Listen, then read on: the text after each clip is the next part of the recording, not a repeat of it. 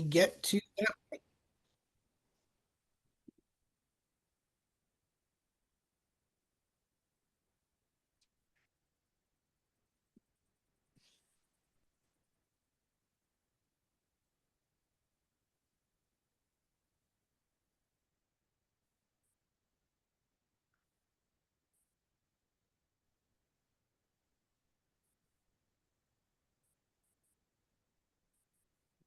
So, Becky, you might want to do the intro now. Great. I guess we're starting. So, hi everyone. Thanks for joining us today for the 2025 Ernst Mayr Symposium, where we have 12 excellent finalists joining us today, presenting their years of work during their PhD, contributing to the various fields of systematics. And I would say that I'm proud to say, as the awards director, that SSB considers this one of their premier awards. And so I think this is a really great opportunity to highlight all the early career scientists that are really making a big difference in our discipline. So I guess with that, we're right on time. So we have our first speaker, Laymon.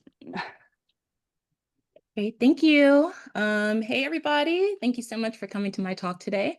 I'm Laymon Ball. I'm a sixth-year PhD student at Louisiana State University. And today I'll be sharing some of the work that I've been doing at Louisiana State University as part of my dissertation. So I study this really diverse and really cool group of plants in the coffee family Rubiaceae called Hillieae. And so this group includes about 30 mostly epiphytic species that are spread over 3 genera, Hillieae, Cosmobuena, and Balmea. So epiphyte means that these are plants that grow on top of other plants. Most of the time, these are growing up in large trees, sometimes up in the canopy. And so this tribe is distributed throughout Central and South America, including the Caribbean, but species richness really peaks here in Southern Central America. So something that's really cool about these species is that they display hummingbird, hawk moth, and bat pollination syndromes, which are suites of flower traits that evolve in response to different pollinator groups. And so hummingbird pollinated species are going to tend to have these more orangey to reddish colored flowers that are tube-shaped and also odorless. Hawk moth pollinated flowers tend to be white, also tubular, but more narrow tubular. They produce a sweet odor at night to attract those hawk moth pollinators as well, and they bloom in the evening. Bat-pollinated flowers, on the other hand, tend to be more pale green to yellow, tubular to bell-shaped, and they produce more of a musty odor at night to attract bats. And so besides this floral diversity, Hillieae also occur in a variety of habitats across Latin America, but for the most part, they can be found in low to mid-elevation wet forests. And so this group's distribution throughout Latin America, really high flora diversity and diversity of environmental habitats that they occupy, raise really interesting questions about its evolution. So some of the questions that I'm interested in are, how are these species related to each other? How have geographic distribution, bioclimatic niche, and pollinator use evolved through time? And then how are these variables partitioned through or between different Hillieae species? Lastly, what can these macroevolutionary patterns tell us about plant evolution and the neotropics more broadly? And so first, to understand those phylogenetic relationship in this group, I had to get some genomic data. And so I decided to design a custom Rubiaceae-specific probe set for target enrichment.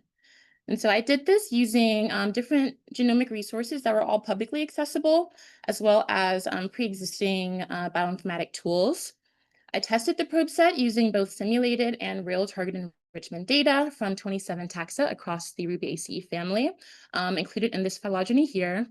And so overall, the probe set design worked pretty well, and we were able to get pretty good sequencing data back for Hillieae, which I then used to infer a species tree using the program weighted Astral. And so all of, or I should say, we sampled about 83% of all of the species in the tribe, including representatives from all genera and subgenera. And then all of those samples came from herbarium specimens loaned by Missouri Botanical Garden. In total, 1,375 filtered gene trees went into this species tree analysis.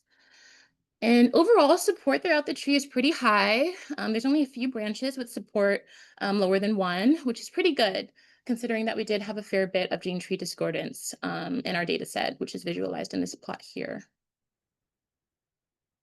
Most of the phylogenetic uncertainty, though, was coming from this subgenus here, Hillieae subgenus Hillieae, which I'll talk more about later. So next, I use this species tree topology to estimate divergence times for the topology, and I performed a biogeographic reconstruction. And so here, the credibility intervals for the node ages, as well as the estimated ancestral ranges, are shown at the nodes. I estimated that Hillieae originated in southern Central America, so the dark blue region, about 19 million years ago. And so since that time, they've had a pretty dynamic biogeographic history characterized by frequent dispersal between Central and South America. And so altogether, we see that there have been 4 independent dispersals from Southern Central America to Northern, 5 from Southern Central America down into the Andes, and then another 7 independent dispersals from the Andes into the Amazon. So next, I describe species bioclimatic niches using a principal components analysis of 5 different environmental spatial rosters. And so those are going to include temperature seasonality, precipitation and precipitation seasonality, and then lastly, elevation.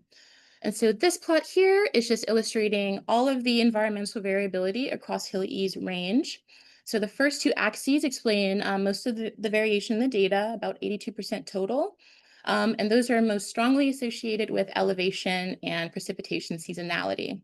And so here we can see that both topographic and climatic diversity of the Andes here in blue and Northern Central America here in yellow are a lot greater than in either Southern Central America or the Amazon, which overlap here in that corner. So to get the species niches from that data, I took the land pixels in the PCA that each species occurs in, and then took their average scores on each one of the PC axes, and then used that average score as a measure of niche identity. And so from that, we can see that most of the species are clustering pretty closely together here on the PCA, which just translates to that they're really using just a small subset of the total niche space that's available to them across their entire range. I also performed an L1OU analysis. So that's a program that uses Ornstein-Uhlenbeck models to detect evolutionary shifts.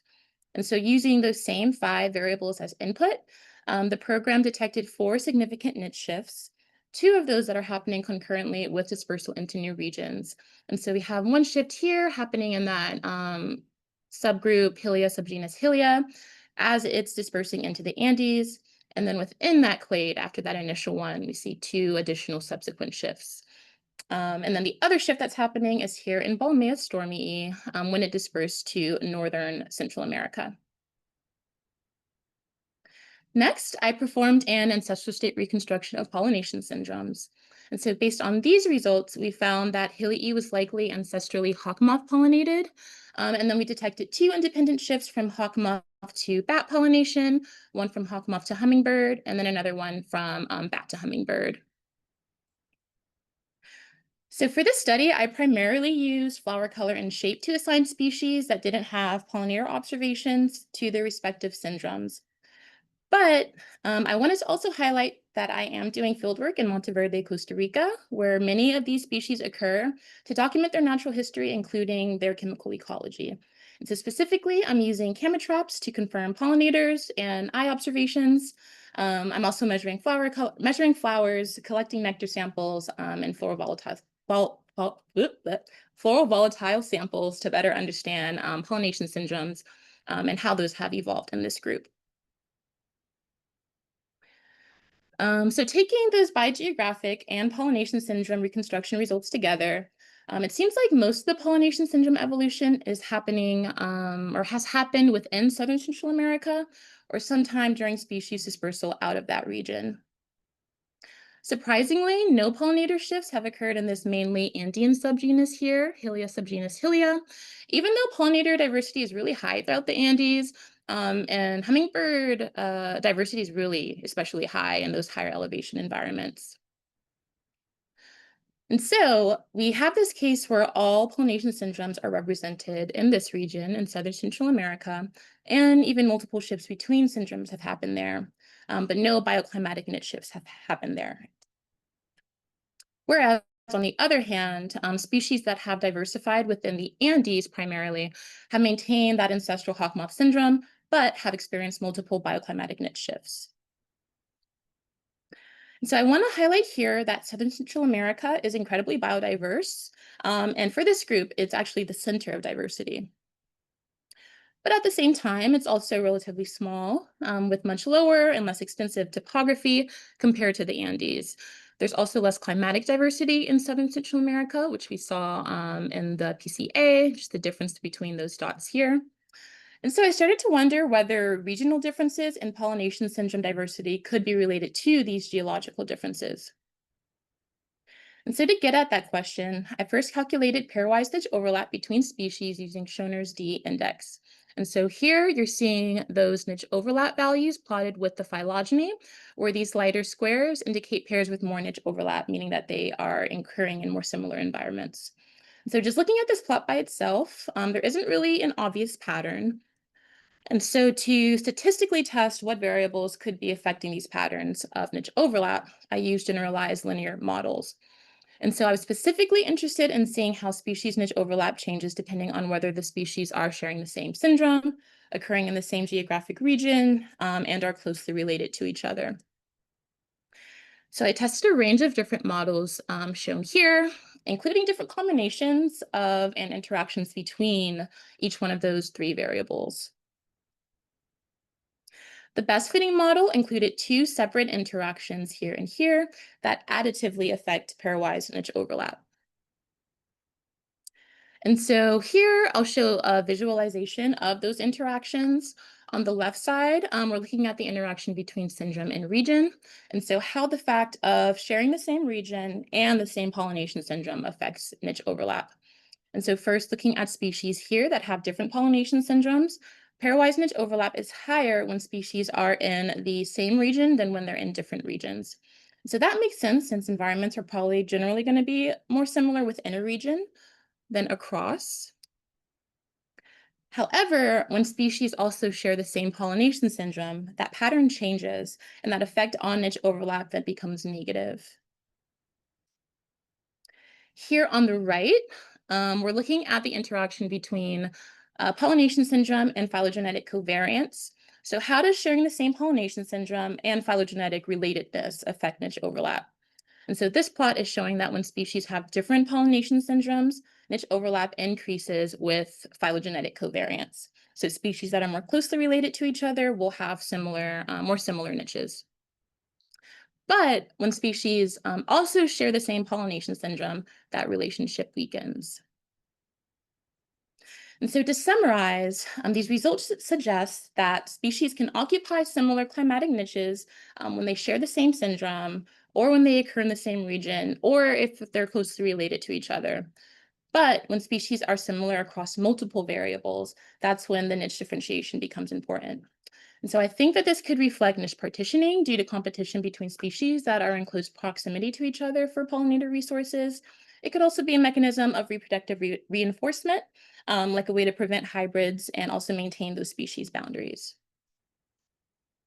And so now thinking about these geographical patterns of flora diversity with these results in mind, it could be that the Andes and Southern Central America promote coexistence among Hillieae species through different mechanisms. So for those Andean Hillieae, the heterogeneous nature of the Andes has probably provided a lot of room for allopatry and niche differentiation, allowing for diversification without major changes in pollinator niche. Whereas floral variation and pollination syndrome diversity in Southern Central America and Southern Central American Hillieae probably reduces direct competition between those species for pollinators and allows for coexistence over smaller and relatively more homogeneous topography that is also still very species rich. And so with that, I would just like to thank all of the Lago Marcino lab members, those that are still in the lab and past members as well for all their help and support, my committee members listed here, and all of my funding sources here at the bottom. And just very quickly, I'll put a plug in for this work that was recently accepted for publication at Evolution, which I'm super excited about. And so if you're interested in reading about it more in depth, please check that out. And now I'm happy to take questions. So unfortunately, with our timing, it doesn't look like you're going to be able to take Okay. verbal questions, but I Cool. will direct people to the Q&A feature that will allow you to ask questions and get them answered a little bit asynchronously. But right now we need to move on to our next speaker. So Mark, can you go ahead and share your screen? All right, let me go.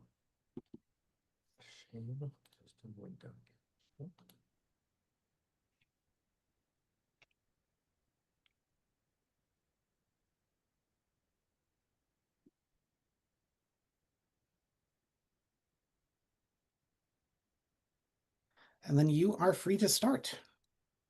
All right. Hi, everyone. My name is Mark Stukel. I am a current postdoc at UC Davis in the Department of Entomology and Nematology, but today I'll be talking to you about work from my final dissertation chapter at the Simon Lab at the University of Connecticut that I completed last year. So one of the important questions in biology is, where does biodiversity come from? How has life evolved over time? And as systematists, we know that phylogenies are required to answer these questions. Some important uses for phylogenies are determining if the origin of certain groups corresponded to significant geologic or climatic events. And they can also help us understand organisms' biogeography, where in the world they arose and how they got to their present locations. For instance, if a group originated in Africa and dispersed into Asia. Cicadas are a great study system for understanding these processes due to their species-specific songs, which help with identifying species, while their long underground life cycles and tendency to stay put while having the ability to disperse give their populations good geographic structure. Cicadas are divided into two families. The smaller of the two families is the Tedigarctidae, or hairy cicadas, which are a relic taxon from Mesozoic with only 2 extant species. They are only found in southeastern Australia and Tasmania. Hairy cicadas are nocturnal, and both sexes use organs called tymbals to produce substrate-borne vibrations for courtship and communication. The other family is the Cicadidae, the typical or singing cicadas, which have over 3,400 described species distributed worldwide. They are mostly diurnal and are most famous around the world for the variety of songs and noises they make. Only males have tymbals in this group, which they use to sing out loud during courtship, but they also use a variety of other sound production methods. One interesting adaptation, for instance, is in the bagpipe cicada, Lembeja paradoxa of northern Australia. The flightless males of the species inflate their abdomen to make a better resonance chamber, which amplifies the sound made by their tymbals into an ear-piercing whistle. Other cicadas may incorporate sounds from wing flicking, wing banging, or wing scraping into their songs. Some, such as species in the genus Platypedia from Western North America, have even lost their tymbals entirely and exclusively make sounds using their wings. The taxonomy of Cicadidae, the singing cicadas, has changed several times over the past 100 years as different morphological characters were chosen and discarded. However, information from molecular data has settled on 5 subfamilies. I will briefly outline the 5 subfamilies as they are important for the rest of my talk. First up, we have the Cicadainae, the most diverse of the Cicadidae subfamilies, with around half of all species and a global distribution. They include the annual dog day cicadas of eastern North America, but also many Asian lineages with opaque or patterned wings, sometimes called moth or butterfly cicadas. Next up are the Cicadetinae. This is another extremely diverse subfamily of mostly small-bodied cicadas distributed worldwide. Over a third of all cicadas belong to the subfamily, including the famous North American periodical cicadas. Next up are the Tibicinae. This is a much smaller subfamily with a few hundred species distributed in South America, North America, and Europe. Next up are the Pterygomainae. This group is from tropical Africa and Madagascar and was only recently identified as a unique subfamily through molecular data. There are likely many cicadas that will be transferred to it as taxonomic revisions progress. And last up is the Derotetigonae, which is only known from one South American genus, Derotetics. It is the most recent subfamily to be described and was identified using molecular data and confirmed by morphology. It was also found to be the sister group to all other Cicadidae in those studies. Previous work in the Simon Lab has constructed phylogenies for the whole family and large groups within the family using a small number of Sanger sequence genes, which improved our understanding of cicada evolution. However, since cicadas themselves are an evolutionary radiation, the small amount of data underlying these phylogenies is not able to resolve some of the interesting deep-level relationships. Previous Simon Lab researchers have also dated the origin of different cicada groups using the same small amount of genes and node dating approaches. However, they had the limitations of again having a small amount of data, only being able to use the oldest fossil of a group, and not having good information on the maximum age of groups. Furthermore, we hadn't conducted any dating analyses on the entire family Cicadidae. The solution to some of these problems is phylogenomics. The first phylogenomic study of the entire family was by Owen and colleagues in 2022, who constructed a phylogeny for 100 taxa across cicadas from around 400 nuclear AHE genes, which improved the resolution for many groups. However, it was missing one of the 5 Cicadidae subfamilies and had uneven sampling for some other groups, missing some important and interesting lineages.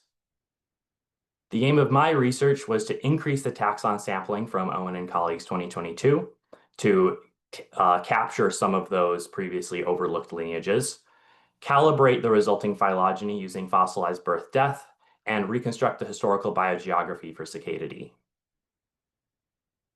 To do so, we targeted additional specimens to be sequenced, increasing our total number of taxa in the dataset by 60% over Owen and colleagues for a total of 160 taxa. They represent 158 Cicadidae and 2 Tetragarctidae outgroups, and they have representatives from all 5 Cicadidae subfamilies, the vast majority of the tribes, and a very even sampling of the genera. And they also include 7 pinned museum specimens, the oldest of which was collected in 1896.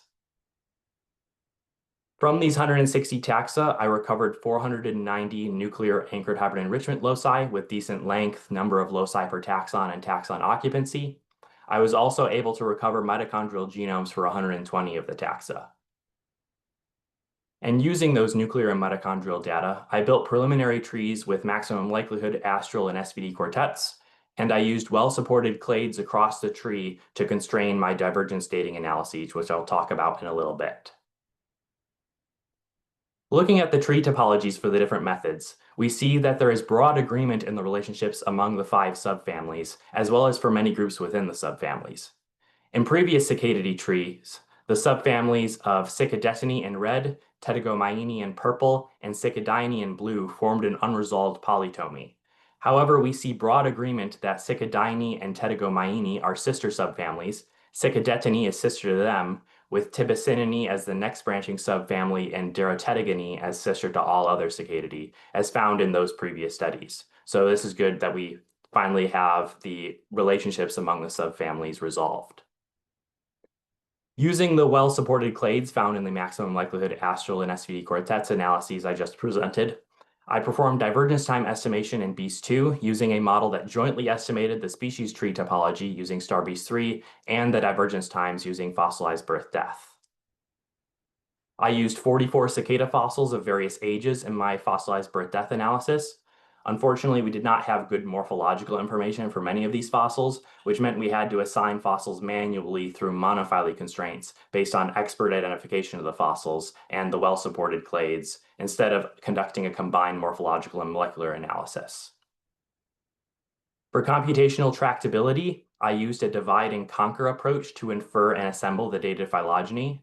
I inferred a backbone tree using StarBeast3 and fossilized birth-death with diversified sampling, as well as individual subtrees using StarBeast3 and constant rates fossilized birth-death, using the age posteriors for clades in the backbone tree as root and origin priors in the subtrees. Here is the resulting dated phylogeny assembled from the backbone tree and subtrees. We see that the Cicadidae and its subfamilies all originate in the Mesozoic. However, the extant species within 4 of the subfamilies, the Tibicinae, Cicadetinii, Tetragomyiinae, and Cicadiinae, all descend from parallel radiations, which occurred as the respective lineages crossed the KPG mass extinction boundary. The only lineages without extant descendants of KPG diversification events are the monogeneric Tettigony and the sister family to the Cicadidae, the Tettigarctidae or hairy cicadas. This result is very exciting since it means that cicadas are a lot like birds and placental mammals, and that multiple lineages crossed the end Cretaceous extinction boundary and diversified into the newly opened ecological space. If we look at the current day distributions for the different cicada subfamilies, we see that the two subfamilies that are sister to all the rest are either found entirely in South America, as in Tettigony, or have most of their diversity in South America despite being distributed beyond it, as in Tibicinae. This has led some researchers to propose that the entire family originated in South America.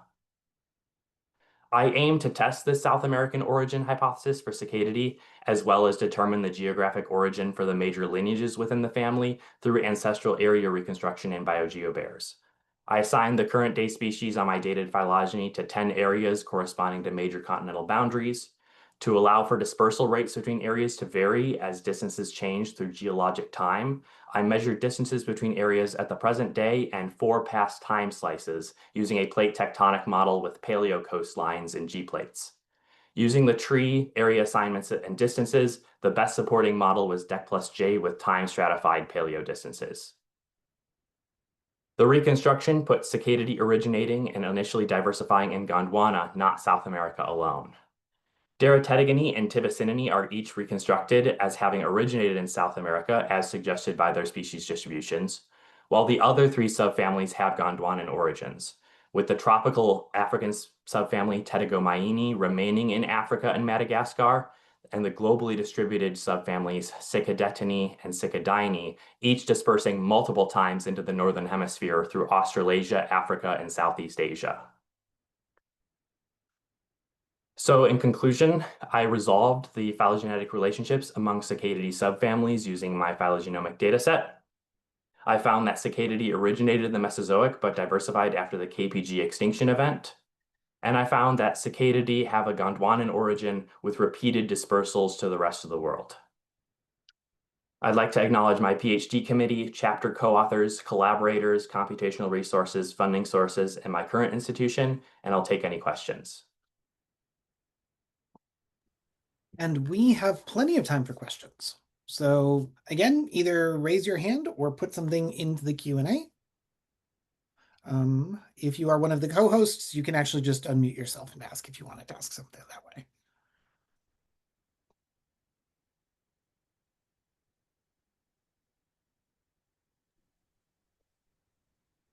I have a question. Sure. So this is a pretty big group, and it seems like that there, as you have shown, have been a lot of migrations and dispersals to the same areas, like from separate clades.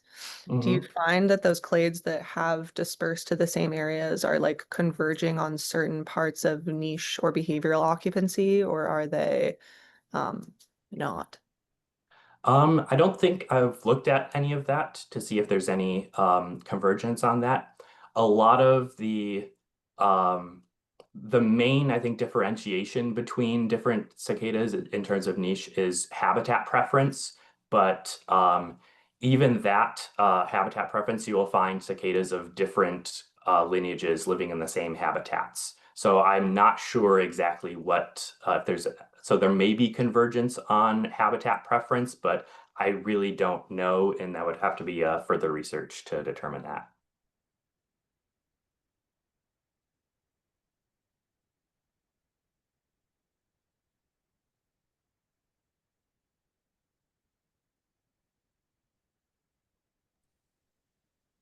I have a question. Mhm. Now that I figured out how to unmute myself.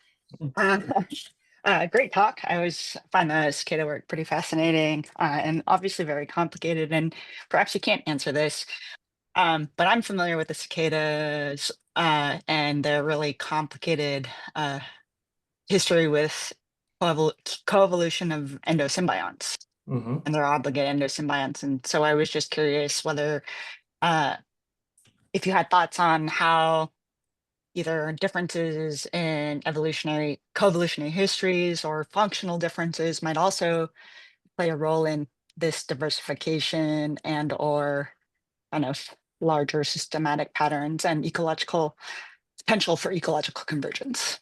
So, Yeah, any so I had thoughts? some colleagues who were working on the evolution and coevolution of symbionts, replacement of symbionts by replacement of bacterial symbionts by fungal symbionts. But so far that research has not really progressed that much recently. But I think with this new dated phylogeny and our biogeography information, we'll be able to conduct follow-up studies connecting that information, the symbiont stuff, to the diversification. Yeah, sure. Right. Yeah. You need that broader context, that backbone in order to really look at those coevolutionary Yeah, patterns. So exactly. Yeah. So that's yeah. something I'm excited to see from All right, I'm colleagues. going to interrupt here now because we need to move on to our next speaker who's just about to Right. start. Hey. Thanks, Mark.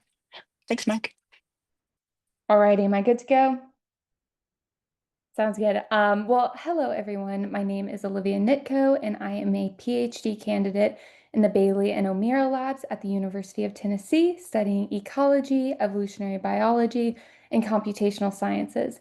And today we're going to be taking a deep dive into the evolution of rarity in angiosperms. So currently, we are seeing large differences in the abundance of species. So while there are a few species that are found in high abundance, there are many more species that are found in low abundance. And so these species in high abundance are often considered to be common, while those other species found in low abundance are often considered to be rare. However, this variation in the abundance of species has existed throughout time. So yes, while rare species are currently facing greater extinction due to climate change and land use and human disturbance, the persistence of rarity throughout time may suggest that rarity may not be as risky as we once might have thought. If so, the question remains, how does rarity evolve and continue to persist through time? Or in other words, where does rarity come from? Does rarity come from commonness? Does rarity beget rarity? And once rare, are these species destined for extinction? So, how we understand rarity is directly tied to how we define rarity. And as I mentioned previously, abundance is one of the most widely used measures of understanding and defining rarity, such that species that are common are those found in high abundance, while species that are rare are found in low abundance. And so this creates a dichotomy between commonness and rarity, in which common species become rare with little ability to regain this commonness. And once rare, they're destined for extinction, while common species continue to persist. However, we know that rarity is more than just the abundance of species. There are distinct geographic, functional trait-based, and phylogenetic factors that all contribute to defining rarity. For example, in 1981, Rabinowitz created 7 distinct forms of rarity using geographic axes of range size, habitat specificity, and local population size. Since then, we have developed a multidimensional framework that incorporates geographic range size, functional distinctiveness, and evolutionary distinctiveness in order to define the rarity of species unconstrained by data limitations typically associated with abundance. So this multidimensional framework not only creates 7 new distinct forms of rarity, but it also provides a basis for exploring the transitions between these rarity types. So instead of this dichotomy between commonness and rarity, the multidimensional rarity framework suggests that there may be more nuanced transitions between these rarity types.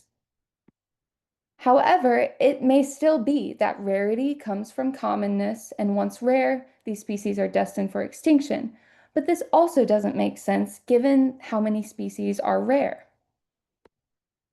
So in order for this perspective to be true, we would expect to see rarity as ephemeral blips throughout a sea of commonness. However, if this perspective is incorrect, it may be that rarity represents a dominant or frequent state through evolutionary time. And if rarity does represent such a frequent state, it's also important to understand the evolutionary mechanisms by which it persists as such. Or in other words, is rarity correlated with differential diversification that would promote its persistence through time? So we already know that there's substantial evidence for heterogeneous diversification in angiosperms. And much of this variation is correlated with certain traits, such as seen here with floral symmetry. We also know that there are other traits, such as self-incompatibility, that persist via increased speciation, which suggests that rarity may be one such character that also persists via increased speciation. So, in order to explore the origins of rarity, as well as the evolutionary mechanisms by which rarity may persist, we first characterized the multidimensional rarity of 3,276 angiosperm species, using GBIF data, trait data for 3 different plant functional traits, as well as the phylogeny provided by Smith and Brown 2018, using GenBank and Open Tree of Life taxa.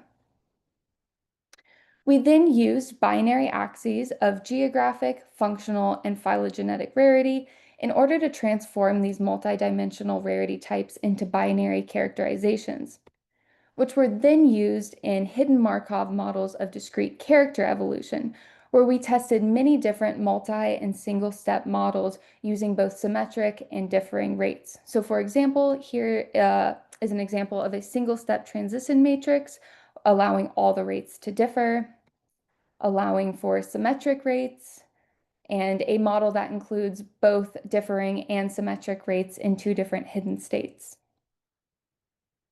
So these models were then compared using delta AIC, and then the best model was used to create 1,000 stochastic character maps, which were able to tell us the proportion of time spent in each multidimensional rarity state.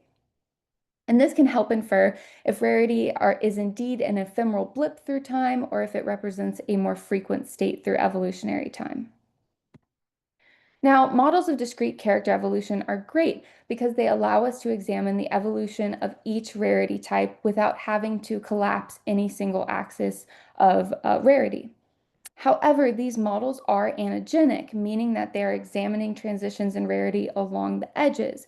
And this can sometimes be troublesome when these transitions are correlated with diversification.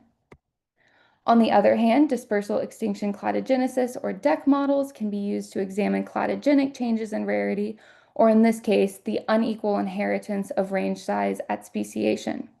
However, even though we are incorporating over 3,000 species of angiosperm, we're actually only able to capture around 1.3% of all the diversity in angiosperms. And that means that whenever we collapse this phylogeny, there are important cladogenic changes that actually appear anagenic in this phylogeny. So instead, in order to help supplement the models of discrete character evolution, we also ran hidden state speciation and extinction models. And here's an example of one such Hillieae, or hidden state speciation and extinction model, which infers the speciation, the extinction, and the transitions between commonness and rarity of any one single dimension of rarity. So geographic rarity, functional rarity, or phylogenetic rarity. However, to also infer the same parameters across 2 dimensions of rarity simultaneously, we also ran mu-Hillieae, or multi-state hidden state speciation and extinction models, in which one dimension of rarity is collapsed. And this is an unfortunate constraint of the current software. However, this can be overcome by using and comparing multiple different mu-Hillieae models, each with a different dimension of rarity collapsed. Finally, in order to understand the relative role of character versus hidden state in explaining diversification, we ran comparative character independent models, which are these CID models, versus state independent models, which are the SID models. So the CID model only examines the effect of hidden state on diversification, while the SID model only examines the effect of character, this case rarity, on diversification. So using these, we know that if the CID model outperforms the SID model, then the results of the previous Hillieae and mu-Hillieae models are actually driven by differences in hidden state rather than rarity types. So the best model of discrete character evolution was one that included single-step transitions in rarity, allowing all rates to differ across 4 hidden states, each hidden state characterized by its own patterns in transitions between rarity types. So the system spent roughly 40% of the time in the first hidden state, 29% of the time in the second hidden state, 18% in the third hidden state, and finally 12% of the time in the fourth hidden state. And taken together, these rates can be weighted by the proportional amount of time spent in each hidden state in order to characterize the general transitions between rarity types. So, for example, there are many strong unidirectional transitions between rarity types. In fact, the transitions between rarity types are more prominent than any one transition to or from commonness. Moreover, if we examine the rate of transitions between rarity and commonness of each of the three different dimensions of rarity, we can also see that species gain commonness much faster than they're able to gain rarity, suggesting that rarity is a frequent state characterized by rapid transitions between rarity types. Additionally, the speciation and extinction models suggested that different dimensions of rarity correlated with diversification in different ways. However, very surprisingly, the character-independent models, or these CID models, substantially outperformed the state models, which suggests that rarity is not correlated with differential diversification, which means that no, rarity does not persist via increased speciation, but at the same time, it's also not correlated with increased extinction either. So in the future, I plan to continue to pursue the eco-evolutionary mechanisms by which rarity persists. Specifically, I plan on using hidden state Ornstein-Uhlenbeck models of discrete and continuous character evolution. And by employing these, I hope to determine if the evolution of rarity is correlated with a suite of environmental factors such as temperature, precipitation, or elevation. So in summary, this research has demonstrated that rarity should no longer be examined or considered on this dichotomy or continuum from commonness to rarity and from rarity to extinction. But rather, rarity should be considered as a frequent state through evolutionary time characterized by rapid transitions between rarity types rather than to or from commonness. And while we still don't know how rarity continues to persist as such a frequent state through time, we now know that it is not due to differential diversification. So in short, rarity is not static, nor is it a precursor to extinction, but rather a frequent and dynamic state through evolutionary time. And with that, I'd like to thank everyone so much for being here today. I'd also like to thank the many people, groups, organizations, and institutions that have not only helped shape this research, but also myself as a scientist. I also want to quickly highlight that I have incorporated the framework of multidimensional rarity used here into an R package named GeoFunFi, available on my GitHub down below. And this package can be used to classify species into these different multidimensional rarity types. Additionally, we hope that this work will be published soon in PNAS or a more specialized journal. So if you are interested in this work, please look out for that. And also feel free to contact me at my email down below. And with that, I'd be more than happy to take questions. All right, so we certainly have time for one or two questions. Anyone want to raise their hand and get it going or put something into the Q&A?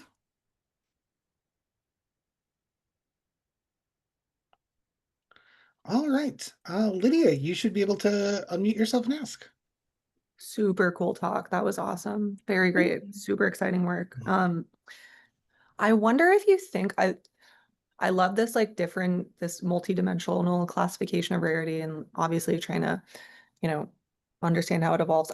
I wonder if you would expect to see different patterns and different systems, like if plants have this different relationship to geographic and phylogenetic and ecological rarity versus I don't know, marsupials or something, just because of like different sort of like causes of diversification, causes of divergence, vectors for gene flow, spatial requirements to maintain a lineage through time, like stuff like that. Like, do you think that this sort of commonness and frequency of rarity is something that we should expect to see universally, or is it something that's like idiosyncratic to specific evolutionary systems and strategies?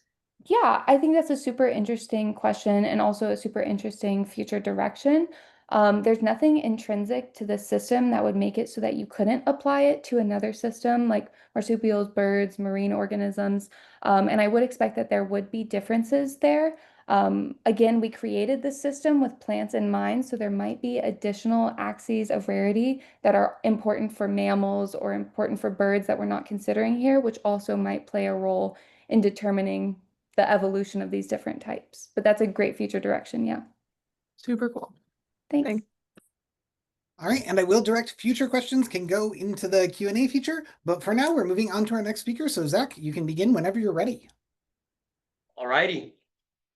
Today, I'm going to be telling you all the story of morphological extremes using two distantly related deep-sea fish lineages.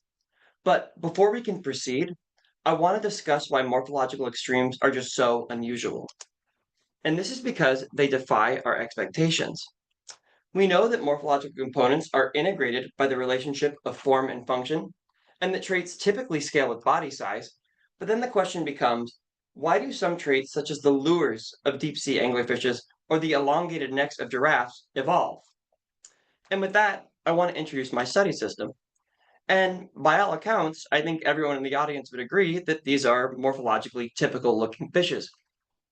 However, if I can orient you towards the ball and stick plots shown at the bottom of each of these, and I told you that this represents relative snout length, and I were to zoom out, you would see that spikefishes span a spectacular continuum ranging from morphologically typical to morphologically extreme. So the question becomes, how does such an extreme phenotype, such as this, ever come to evolve? And for this, we need a phylogeny. So I set out and I collected data for all 24 extant spikefish species and both fossils.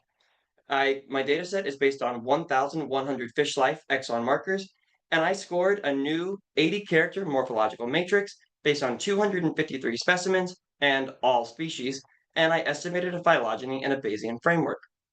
The results are quick. Spikefishes evolved approximately 45 million years ago. Both of the fossil species exhibited short snouts, and snout elongation, based on ancestral state reconstructions, occurred 2 times, as shown here by these black arrows, where the blue dots represent a short snout, but the red dots represent a bony rearrangement, which underscores snout elongation. And importantly, this resulted in one intermediate phenotype and one extreme phenotype. Revisiting this question of how a trait like this could ever evolve, I want to introduce a concept called morphological integration. And under strong integration, we would expect that traits exhibit covariance. But under weak integration, we would expect the opposite. However, I'll argue that this is an oversimplification, as many organisms are made up of more than 2 components, and we need a more complex idea. So let's imagine an organism is made up of many gears, and turning these gears represents evolutionary and morphological change. However, if turning one gear in particular causes a deleterious impact elsewhere in the system, well, then we can see why phenotypes would not be able to change. Given the common ancestor phenotype and evolutionary time to elapse, under this model, we might expect that phenotypes would diversify, but to no extreme end. But let's now imagine a more atypical scenario, one in which these gears are able to move in tandem and morphologies can evolve in highly coordinated ways. Well, reminding ourselves what we saw on the last slide, under this next model, we might expect that evolution can actually be channeled towards morphological extremes. And I'll be calling this idea the red ellipse hypothesis as I revisit this throughout the talk. So, if integration explains snout elongation, we may expect that both of the independent origins of snout elongation should be occurring along the same evolutionary trajectory and in a stepwise fashion. But before we can actually address this, we have to understand how integration is distributed across the skull. And so in order to test this, I created a 3D geometric morphometric data set from CT scans, and I placed 245 landmarks, densely sampling the region of the snout. The first finding is with respect to modularity. And for those in the audience less familiar with what modularity is, when components are in a module, they exhibit greater integration to themselves within the module, but exhibit weaker integration to components outside of the module, meaning that that little piece will evolve semi-autonomously. Now, the key takeaway here is that the snout functions as an evolutionary module in addition to 6 other in the cranium. But not only that, the snout turns out to be the most modular component of the skull, and it is significantly more integrated than almost every other module in the skull. But let's get even more granular, and let's look at this at the level of bones. What I'm showing you here is integration between bones, shown in purple, and integration within bones, shown in green. And although I'm only showing you the top 1/3 strongest values from the purple lines, I think we can all appreciate that integration is highly concentrated within the snout, and that within bone integration is concentrated in the front of the cranium. Now, looking at these values on average, we find that the within bone integration of the snout is 1.2 times higher than non-snout, and when we look at that between bone integration, snout is on average 1.5 times more integrated than non-snout. However, tests revealed that these differences were not significant. Nevertheless, it bears worth mentioning that 3 bones in particular, 2 which fall in the snout and 1 in the oral jaws, were significantly more integrated than almost every other part of the cranium. And with that, we've identified that spikefishes do have integration in the snouts. But now we need to know if the intermediate and the extreme phenotype are actually evolving along the exact same evolutionary trajectory, i.e., are they evolving within that red ellipse? While poring over the morphological matrix for hours and hours, I came up with a hypothesis that I believe underscored snout elongation, starting from a short snout to going to a complete straw-like phenotype, which I'm showing here in the bottom right. And that looks something like this. And it's in particular to note here that this is based on the accumulation of 3 binary traits, which I scored. The pathway looks something like this. Snouts begin short, and they start with a gap in between. However, once the snout elongates, this gap on the side begins to close. Next, this light blue bone, which is ordinarily internal, moves to form the dorsal surface of that snout, and we start seeing that straw-like phenotype. And finally, this bone in purple, which is usually in the back of the snout, moves forward for one last final rearrangement, and the snout is at its maximum straw-like phenotype. But how do we go about testing if there is an ordered trait accumulation? And with that, we're going to use something called hyper-MK, which does specifically this, and it competes many accumulation paths, but finds the most likely path based on irreversible or a reversible transition matrix. The take-home is that the best fit model was the exact pathway which I had just described to you slides before, and it favored an irreversible model, meaning that once the snout is elongated, it won't go back. But perhaps these discrete traits could be oversimplifying a more continuous process. For that, we now need to look at the shapes of bones and see if the shapes of bones change along an integrated pathway. And to do this, we performed regressions of shape called 2-block partial least squares. Now, the way these work is that if dots are close to the trend line, then that would indicate integration along axes of covariation. So if bony shape changes alongside snout elongation, we should expect that the dots should be ordered from blue, yellow, orange, and red. And as you can see in these plots, this pattern is frequently recovered, albeit more clearly in some plots than in others. But this tells us that the shapes are evolving in a covariant integrated pathway. So revisiting this idea of the red ellipse, snout bones do exhibit high integration and constitute an evolutionary module supporting this idea. Evolution also appears to have been funneled along the same constrained trajectory in both the intermediate and extreme phenotype based on both bony rearrangements and the changes of shapes in bones. Now that we've addressed that spikefishes have some intrinsic capacity for morphological change, we need to address why the snout actually evolved, and for that, we need to look at ecomorphology. So I collected an additional 2 datasets, one based on tooth morphometrics, and the other one which I call the hyoid dataset, which I'll describe more in the following slides. But what's important is that these are a series of bones located in the gill arches of fishes. Let's familiarize ourselves briefly with what this looks like in a normal short-snouted spikefish. And it looks something like this, located here in the gill arches. But I was surprised when I got to my first long-snouted spikefish, and I saw something that looked like this. And in case that's not clear, here they are side by side. The short snout condition, but I noticed that in members of the same species in long-snouted spikefishes, I saw this configuration and this configuration, suggesting that this bony element was actually mobile. So I returned to the phylogeny and I asked which species are capable of this, and something kind of unusual popped out. A particular subclade of spikefishes have this adaptation. So I went and I hurried and I tried to figure out what does this mean, and it just turns out it's a very common suction feeding mechanism for head rotation and buccal expansion. So perhaps it wasn't that special. But something kept nagging at me, and that's that spikefishes and the order they're in, the tetradoniforms, they're known for being really strong biters and not suction feeders. And not only that, when I looked at the level of head mobility in these fishes, it seemed astounding to me. And I wanted to see if this was a degree of mobility that was frequented by other fishes.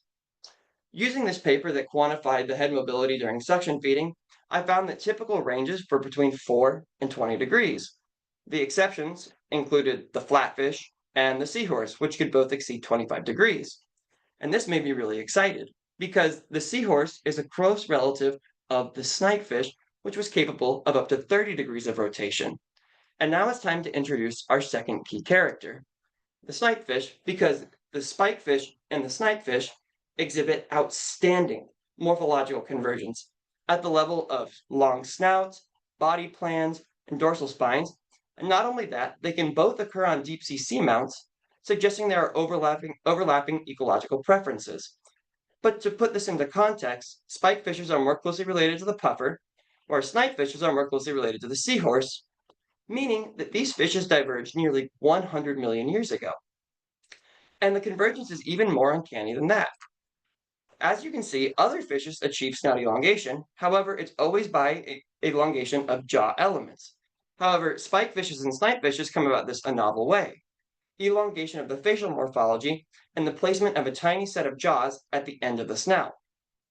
And fortunately for us, we actually know how snipefishes use this feature. Snipefishes are known for something called pivot feeding, which is an extremely fast feeding modality that uses head rotation, buccal expansion, long snouts, and elastic tendons, and this movement results in modified suction dynamics thanks to that long snouts. So putting this side by side with spikefish, we can see that there's been this undescribed level of convergence in possibly in the feeding modality as well, where we see long snouts, similar body plans, and morphologically distinct buccal expansion mechanisms, and an increased range of head mobility. Looking again to the literature to see other fishes that can maybe move their cranium to this extent, something unusual popped out to me. And that's that almost every fish that has this level of head mobility is a morphological extreme in their own regard. Understanding if this impacted spikefish evolution, I wanted to see if suction feeders had an increased level of diversity. Coding this into the cranial diversity, we can clearly see that spikefishes explode into morphospace upon gaining this adaptation, including the evolution of the long snout. Tooth diversity is the exact same story and also explodes in morphospace, as shown here, where we can appreciate all the different tooth shapes compared to the spikefishes that are short-snouted. And finally, I investigated rates of evolution and found that suction feeders were always evolving faster than their non-suction feeding counterparts, up to 8 times in the oral jaws. Taken together, this means that this adaptation played a profound role in spikefish evolution. And in conclusion, spikefishes may have evolved the snout from an integration-driven capacity, but that alone could not explain snout elongation. It was in combination with a shift in feeding modality, which mirrors that of the snipefish diverged 100 million years, that empowered the evolution of the long snout. And if there's any takeaway, it's that morphological extremes do not escape trade-offs, but instead they evolve along the interface of innovation and constraint. And with that, I would like to acknowledge everybody here, my advisor, Diana Arcila, my illustrator, Casey Lee, and the audience for taking the time to listen. Thank you very much.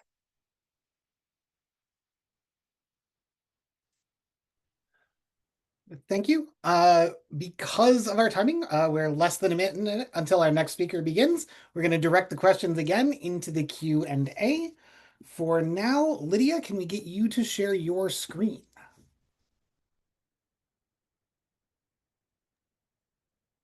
Okay, you guys can hear me? Awesome. Yes, we can Put in hear my you. headphones, so okay. We can hear you. We're going to wait just 30 seconds until we get to the start of the talk time. Perfect. Well, we have 30 seconds. Is everybody enjoying the session so far? I strongly recommend bringing your own snack food and drink to your computer for these sessions. I know I've had my camera off most of the time because I've just been like eating an entire bag of carrots. All right, you can get started whenever you are ready. Okay, so hi everybody. My name is Lydia Morley and I'm a PhD candidate in the Spalding Lab at Texas A&M University. Today I'm going to be talking to you about how and why tree-based phylogenetic comparative methods might fail under reticulate scenarios, or might not. We'll see. As ecologists and evolutionary biologists, we want to know why and how we have such astounding biodiversity. We often see patterns and want to make causal inference about traits, environments, and shared histories. So we gather data from a bunch of species and we generate hypotheses and do a bunch of math. That math often involves some kind of phylogenetic comparative method, which essentially just accounts for the fact that associations between traits, environments, and evolutionary events like rates of speciation might exist simply as a coincidence of shared evolutionary history. In this case, for example, instead of 10 unique floral morphology replicates, we actually only have 1 or 2 unique evolutionary events. The job of a PCM is to leverage our understanding of evolutionary relationships and trait distributions to help us discern coincidence from biologically or evolutionarily meaningful cause. In order to be able to do this, we often first need an estimate of what traits or states looked like from the roots to the tips of a phylogeny. This is called ancestral character estimation, and it forms the foundation of downstream analyses for many PCMs. If you're estimating associations between traits and diversification rates, predicting historical areas of geographic occupancy, looking for convergent evolution, estimating phylogenetic signal, testing whether or not a trait is evolving under selection, or analyzing correlated evolution among focal traits, you are likely doing an ancestral character estimation. So ancestral character estimation, or ACEs, basically require 3 things: hip states, a topology, and a model of evolution, or a general set of parameters that determine how a trait should evolve through time given a phylogenetic tree. Critically, these methods depend on a core assumption, branch independence. That is, once a split occurs, those 2 new branches evolve independently. Evolutionary trajectories of one daughter branch do not influence the other. When reticulation happens, however, that key assumption is violated. So here we ask, what happens when we fail to account for the violation of this assumption? What happens when traits are influenced by reticulation, but we use tree-based methods anyway? So here we focus on 3 parts of ancestral character estimation that might be misled by reticulate evolutionary histories for a variety of reasons.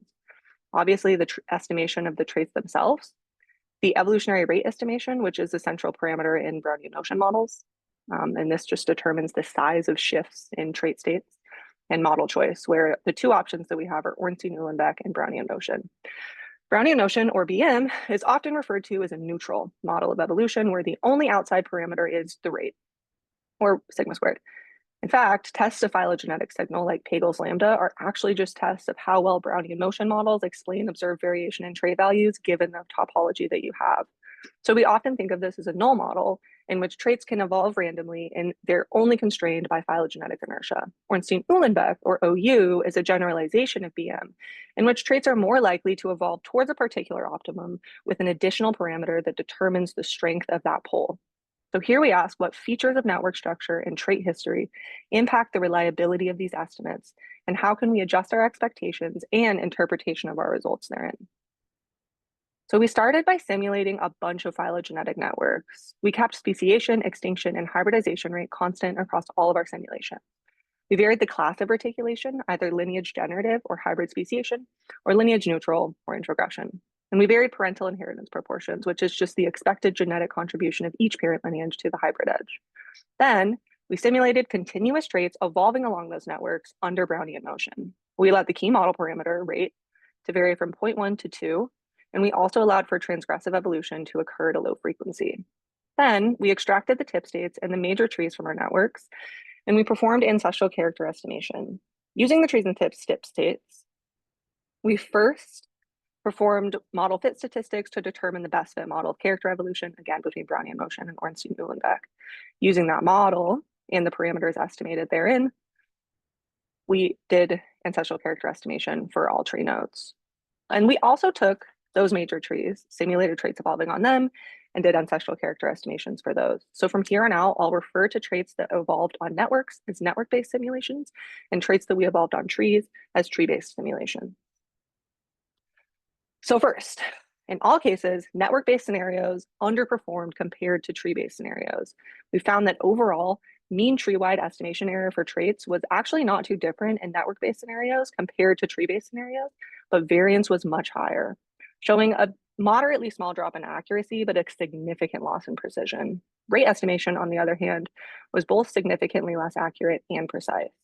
In both cases, as traits evolve faster, error increases. Finally, network-based scenarios chose Ornstein-Uhlenbeck as the best fit model about 20% of the time, compared to only about 7% of the time for tree-based scenarios. Now let's talk about why.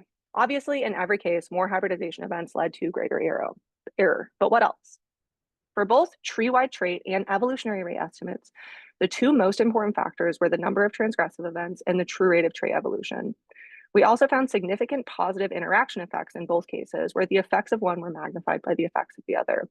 As both increase, we're likely to get erroneous estimates at ancestral nodes.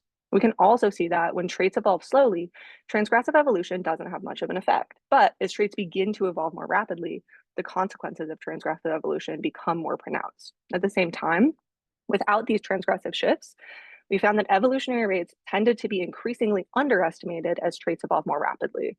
We think that this is because shifts in trait space caused by reticulation without transgression homogenize variation, leading to underestimated rates. But when transgressive evolution occurs and traits are also evolving rapidly, that shift outside of the trait space of either parent has a higher magnitude and causes rate parameter overestimation. Interestingly, rate alone didn't seem to impact the frequency of model misspecification, but the number of transgressive events did. With one or more transgressive event, OU was chosen over BM nearly 50% of the time. We think this is because lineages may take on phenotypes that are more similar to less closely related lineages, leading to displacement far enough outside of pure BM parameters, causing greater statistical support for models that explicitly include a directional pull towards some specific area of trait space. We also found that for both traits and rates, the prevalence of lineage generative events or hybrid speciation increased error relative to lineage neutral events or introgression. Why? Well, we think that this comes down to how many and the length of branches that are effectively non-independent in a given topology. With lineage generative events, there are fewer truly independent branches in a topology relative to lineage neutral events, leading to increased error in both trait and rate estimation. So we saw similar patterns for model choice. Purely lineage neutral events saw a lower rate of model misspecification. Again, a tree edge with two non-independent and hidden origins will experience a shift in trait space that mimics a pull towards a specific area of character state space, leading to increased rates of model misspecification. For rates and traits, we also saw increased error as branches became shorter. This makes sense. When time between speciation events is small, there is less time for change to occur. So when reticulation causes sudden and unexpected trait shifts, trait estimation suffers. This also likely leads to a greater probability of reticulation occurring on terminal branches versus internal branches, where more recent trait shifts lead to increased observed displacement at tips, potentially influencing our rate estimation and the trait estimation of ancestral nodes. So mean parental inheritance values didn't seem to have much of an effect on overall trait estimation accuracy, but it was recovered as important for both rate estimation and model choice. In fact, 47% of all situations where OU was the best fit model had mean parental inheritance values between 0.4 and 0.6. More symmetrical inheritance also led to increased rate estimation error. In general, more symmetrical inheritance may often mimic stabilizing selection by pulling trait values of seemingly independent branches towards a central area of trait space. differing from expectations under pure Brownian motion. Also, the directionality and magnitude of that shift relative to lineage neutral or relative to more asymmetric parental inheritance might lead to increased rate estimation error.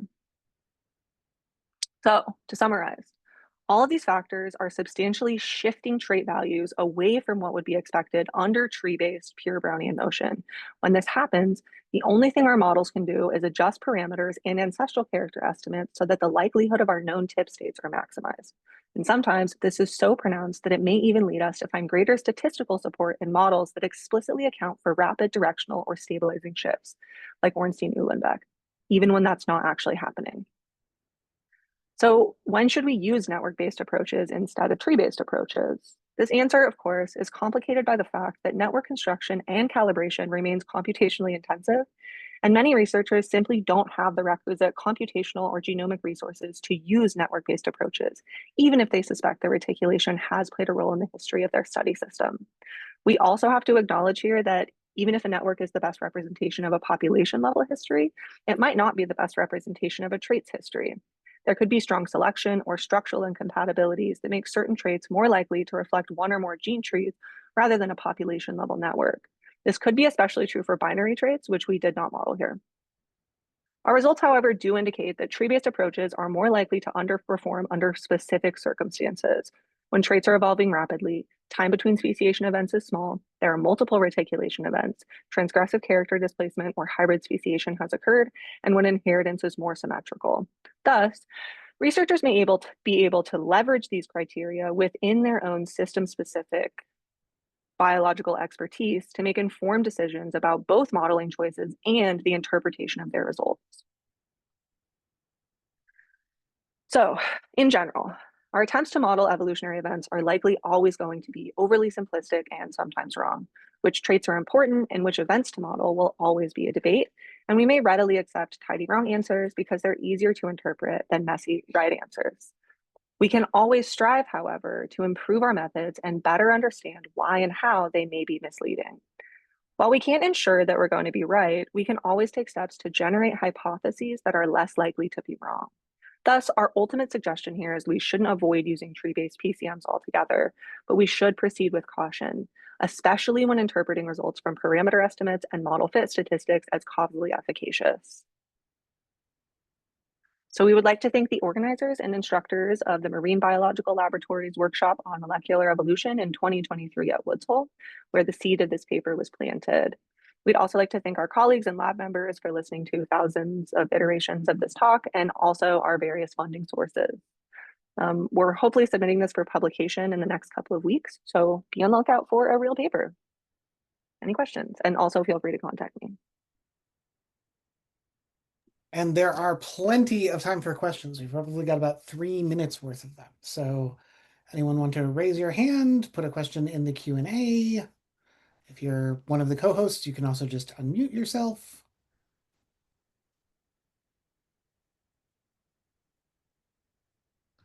All right, got a question here. Go ahead. All right, interesting talk. I'm fully with you that we should use phylogenetic network approach whenever possible, and particularly in some situations with reticulate evolution. But I was just curious what kind of network method did you use, and whether you have tried some other method, because there's a variety of methods over there, and whether different methods will give you different conclusions. Or using networks to reconstruct ancestral characters? Right, so you presented some network over there. So I was just wondering what method did you use for those networks? To generate the network? The other one. Like what method did I use to simulate the phylogenetic networks? Like the, yeah, so we used an R package called Sci-Fi Network. And it's basically let me see if I can get back. Okay, so what we did is Sci-Fi Network, it's basically like a birth-death model, simulation model of creating phylogenies, and then it also allows for a frequency of reticulation. And you can also classify which type of reticulation you want to have. So whether you want to have a lineage generative or lineage neutral. And so we simulated like 50,000 phylogenetic networks, all with various, we kept a lot of things constant. So we forced everything to have 10 extant taxa, and we allowed for there to be between 1 and 3 reticulation events. And then we drew from a random distribution what the inheritance probabilities were for those reticulation events and all of those things. So it's a completely like stochastic simulation process that we use to generate a variety of networks with different branch lengths at the tips, different terminal versus internal branch lengths, different numbers of hybridization events, different locations of hybridization events, different probabilities of lineages going extinct versus not going extinct, and all those things. So we hoped that when we did this so that we could cover the kind of greatest breadth and depth of possible phylogenetic networks that could maybe exist to I'm going to have to get cut you off here. We have a couple more questions in the Q&A, but it's time for our last speaker of the session to begin. You can do so right now. I'm very excited to share my work here today. I'm Lauren Frankel. I'm a PhD candidate at UW-Madison with Cecile Ney, who's my co-author on this work, and I'll be talking about low accuracy of complex graph inference from F statistics. So for background on how we infer hybridization, and Lydia did a great job of kind of priming up some of the things I'll be talking about. Some summary statistics are really often used when you're not going to directly infer topology. And so some summary statistics that are pretty common are the F4 and D statistics. The D statistic might be more familiar to more people in this audience, given that it's used in both phylogenetic and population genetic realms, whereas the F4 is sometimes more used in the popgen realm. And so here's an example of inferring some hybridization amongst Neanderthals and humans. And today I'm going to be using the term hybridization gene flow and admixture interchangeably. And I do so because the methods that I'll be talking about today don't discern between these terms, and they're essentially treated as the same process. And so to dig in a little bit about like what the statistic actually is, if you're familiar with ABA-BABA test, the D-test, this is the same thing. It just lacks the normalization factor. And so here we're looking at site pattern frequencies, where we're looking at 4 taxa, 1 outgroup, and 3 taxa. You have 2 that are most closely related to each other. And here you get the site pattern where T2 and T2, or T1 and T2 don't share the same mutation. And so that is either the ABA pattern or the BABA pattern. And you would expect roughly equal proportions if there's incomplete lineage sorting alone. But if there's hybridization, like in this picture right here, say that if the mutation was before this hybridization event, it's more likely that you get this ABA pattern. And so that's the basis for the statistic here. And another thing that's just important to mention is that substitution rate variation, constant substitution rate, is an assumption of this test, but this might not be biologically accurate. And so I'm going to be talking a little bit about this today. And so this could also lead to significant tests when there is not actually hybridization. So the statistic that I'm talking about today, the F4 statistic, it's really popular in some high impact papers. I'm showing you here today Science or Nature papers published in the past 15 years since this method was described. And there's been almost 15,000 papers just in Science and Nature alone that use the F4 statistic, admixture tools, and the graphs that you can infer from this. And so, like I just said, you can infer admixture graphs from these statistics. And so it kind of is a quicker way to do this than some of the methods that maybe Lydia alluded to. And so when I say admixture graphs here, it's equivalent to phylogenetic networks. And you can get out some really complex graphs like the one that I'm showing here, where we have a hybridization event that leads to a descendant, and then that descendant is involved in another hybridization event. So my advisor and I were really interested in whether we could accurately infer these complex admixture graphs from F statistics if we knew the truth via simulations. And secondarily, we were also interested in how admixture graphs are affected by rate variation. And I'll mainly be talking about the first question here today. The second question is included at the preprint that I'll mention at the end of this talk. So for my methods, like I alluded, I had a simulation pipeline where I had a true starting network, or 2 in this case, and I'll dive into that right here. And so I had 2 starting networks where I had what I'll call the complex network, or G4, which has 4 hybridization events, which are represented by these blue edges. I also have a bottleneck event from when humans migrated out of Africa. And so this is my complex network with 4 hybridization events, but to create a simple network, that was my true starting network, I removed the 3 hybridization events that had the smallest gene flow proportions, and that is the gamma value that you see here. So that left me with just this hybridization event right here that has a minor parental contribution of 48%. So from those networks, I then varied lineage rates or not to look at the effect of substitution rate variation. I then simulated gene trees, and then I simulated sequences using those gene trees. And then I inferred hybridization using the tools F4 and FineGraphs, which are both in the package admix tools in R. So another note about my methods here, using this method, you get out a set of graphs, and the developers of this program recommend not just evaluating the first best scoring graph here, which has the lowest score. They recommend looking at a set of top graphs and evaluating what topological features are in common. And so here I'm showing you this for example, but we had to draw a threshold somewhere on how many graphs to include. And so we kept a minimum of 5 top graphs from the best scoring graph. And then any that exceeded 10 plus the best scoring log likelihood, we excluded. And so here, this is 20 points more than this best scoring graph, for example, so we would exclude that one. And it's also important to evaluate this set of top graphs here because the true graph might not necessarily be the best scoring graph. The true graph in this little example could be the second graph. And of note, when I did this, my threshold was actually pretty conservative, and sometimes I kept up to thousands of graphs. And so for results digging into it, could we actually recover the true network? So to orient you to my results first, I simulated under many different conditions. I simulated under a low information scenario with 10,000 SNPs. I simulated under a high information scenario with 100,000 SNPs in these 2 columns.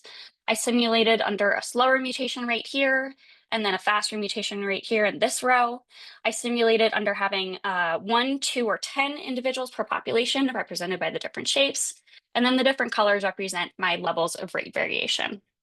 And the G1 label here, that indicates my simple network when I was searching for the correct number of hybridizations, which was 1.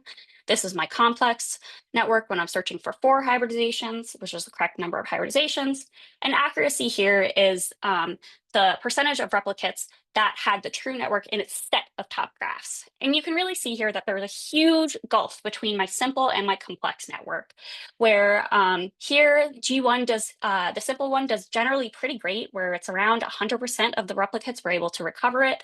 The wheels start to come off a little bit in the faster mutation rate scenario, and especially in the high information and high lineage rate variation scenario.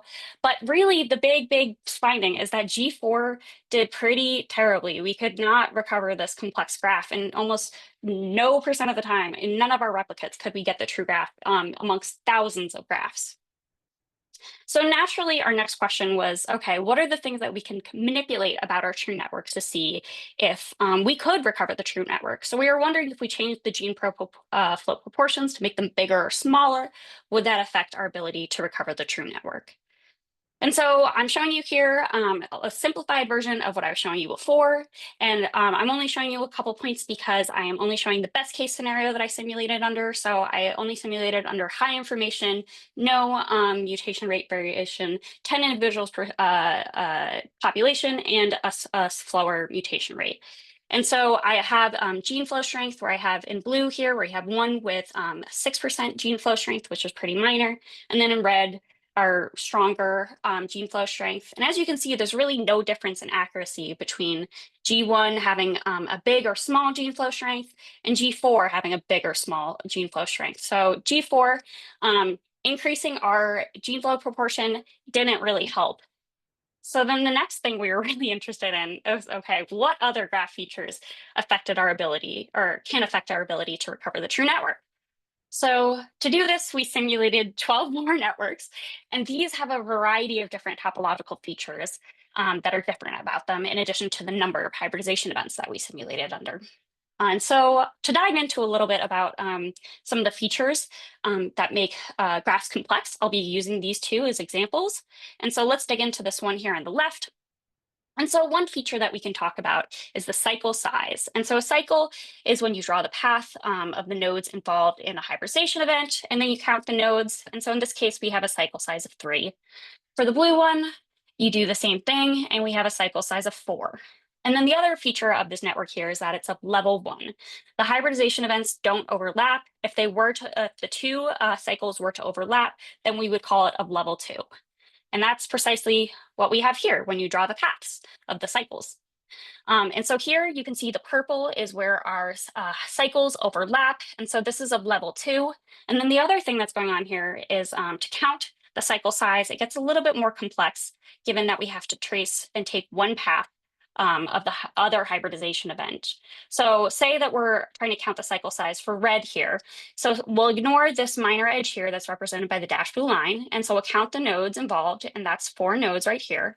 But say if we were to ignore this solid line instead, that removes this node. And so this then brings us down to a cycle size of 3. So we can do the same for blue as well, and you get the same numbers coincidentally. And so the important thing here that I'm going to highlight is that the minimum number here is a big deal. So just keep that in mind for the results I'm going to show you right now. So then now digging into those 12 networks that we had, the thing that really seemed to be a big deal was having a cycle size of 3. And so the results that I'm showing you, it's a similar thing where we have accuracy, where it's the number of replicates that recover the true network. And the things that I'm showing you, I have in color here representing the levels, where blue is of level 1 and the deep purple is of level 4. And then my shapes, the triangles represent having one hybridization event with a small parental contribution or gene flow strength. And so as you can see here, having 0 hybridization events with a cycle size of 3, great. We could accurately infer the network about 100% of my replicates. When you have one hybridization event that has a cycle size of 3, minimum cycle size of 3, your accuracy really starts to drop and it gets it to be in the 30s. 30% of my replicates were able to recover the true network. And then finally, it drops even further, especially as you increase your level. And so the worst case scenario was of level 4 and having 2 hybridizations with minimum cycle size 3, where 0% of the time could we recover the true network. So for my conclusions, I'd really like to drive home that your network complexity can drive your accuracy, and that small cycles, as I've demonstrated here, the cycle size of 3, can be really bad. And so despite having a really conservative threshold for evaluating whether the true graph was actually found, where I saved thousands of graphs for the 4 hybridization event scenario, G4, 0% accuracy, which is really quite terrible.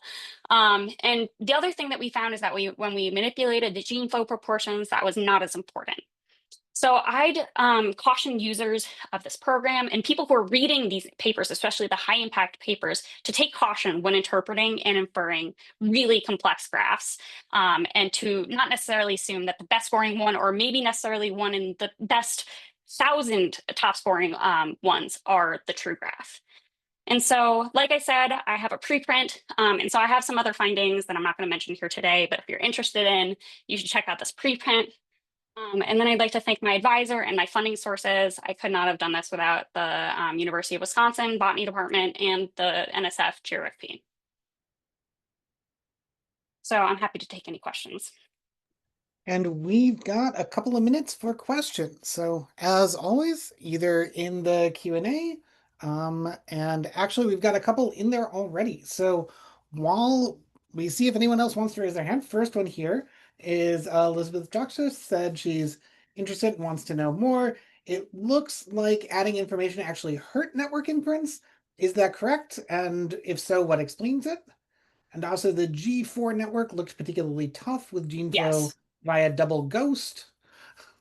Yes. Yeah. So G4, that was particularly tough. And so, yeah, so in our follow-ups, G1 and G4, the simple versus complex, there was a really big gulf. And so we were trying to get at that with my slide really later on that had all those additional networks, where I tried to get at 2 hybridization events, 3 hybridization events. I had different combinations of minimum cycles and levels.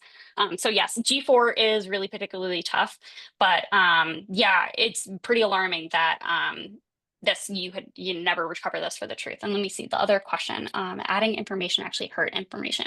Well, having high information hurt when you had more mutation rate variation that you could accurately detect that the mutation rate variation was skewing these statistics, skewing the graphs, and you were able to detect that in the high information scenario here. So hopefully I answered that question. And then we Thanks have for the question.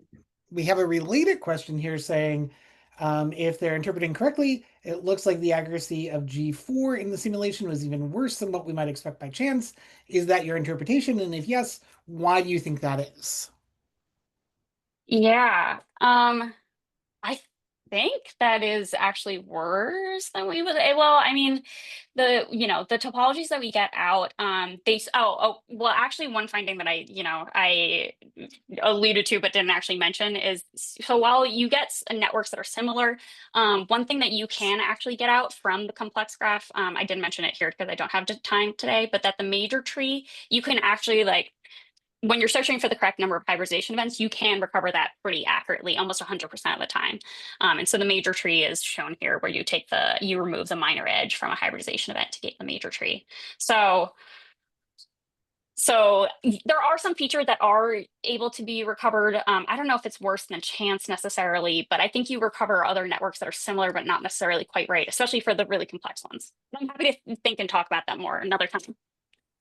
And at this point, we've actually reached the end of the session, so I'm going to stop the recording. I can leave the room open for a few minutes in case people wanted to discuss any remaining questions.